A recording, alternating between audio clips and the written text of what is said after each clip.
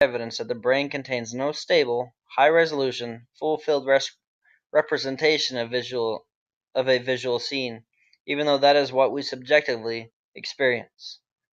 The structure of the primate visual system has been mapped in detail, and there is no area that could not encode this detailed information. The subjective experience is thus inconsistent with the neural circuitry. When we look at premise 4, personal explanation is different from natural scientific explanation. Really, the opposition, it doesn't come from the naturalist side, but from the theistic side. In their paper, Mackey, along with Moreland and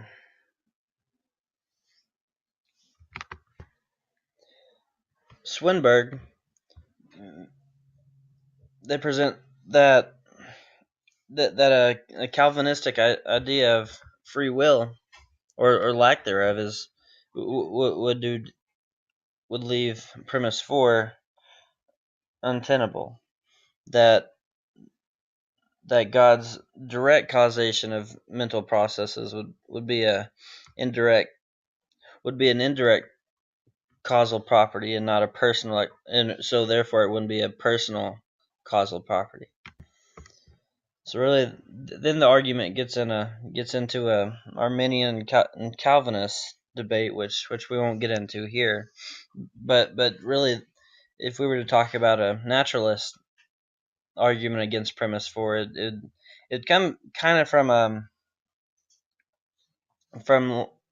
maybe some of Leibotz's experiments, who he showed that there was a delay between the brain and the mind acting, that the brain actually acted first before any mental ideas were presented, which would show that the mind was caused by the brain.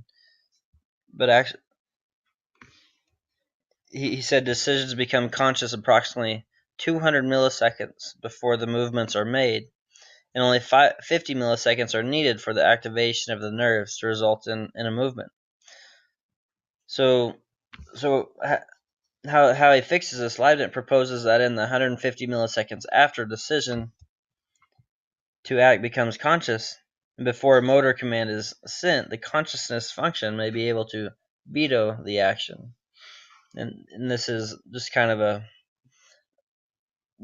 small argument for personal explanation. Again, the naturalist really doesn't argue much that there isn't a difference between a personal explanation and a natural scientific explanation. So all decisions are initiated by our unconscious minds, but we do have veto power. The veto power is conscious, not determined by prior unconscious activities of the brain. So therefore it's indeterministic and therefore not natural. The initiation of actions is not necessarily free, but the final approval to act is free. So therefore, libertarian free will has a good case here.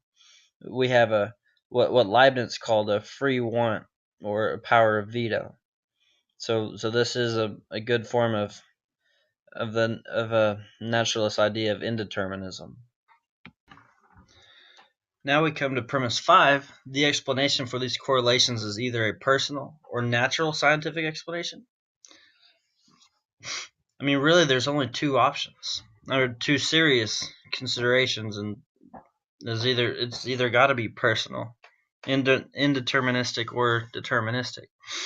A lot of people say this is a false. Well, maybe not a lot, but there's a friend who ascribed to panpsychism, which is the belief that everything is conscious to some extent. Every electron, every quartz, every piece of matter has a general property of consciousness.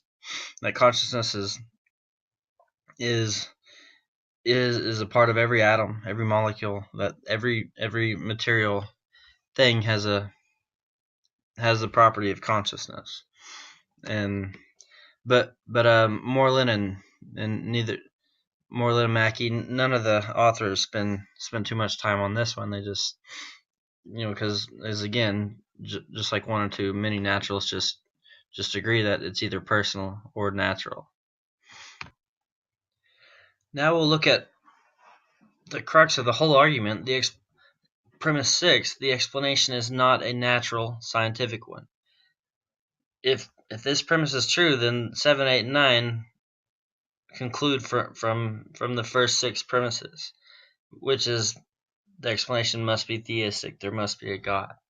A physicalist attempt to offer arguments that what we call the soul is nothing more than chemical signals inside our skull. They argue that it is, in fact, a natural scientific one. It's got to be. The argument is the existence of the physical brain can fully explain consciousness and the existence of the mind. However, no physical explanation exists. It never has been, and currently there isn't one, for how consciousness in the sense of the self arises. Ned Block said, "We have nothing, zilch, worthy of being called a research program. Researchers are stumped." And these quotes come from the conclusion in chapter 7 from the Blackwell Companion, from the AC chapter. John Searle said, "How does a mental reality, a world of consciousness, intentionality, and other mental phenomena fit into a world consisting entirely of physical particles and fields of force?" Jeffrey Schwartz said, "Not even the most detailed fMRI gives us more than the physical basis of perception or awareness. It doesn't come close to explaining what it feels like from the inside."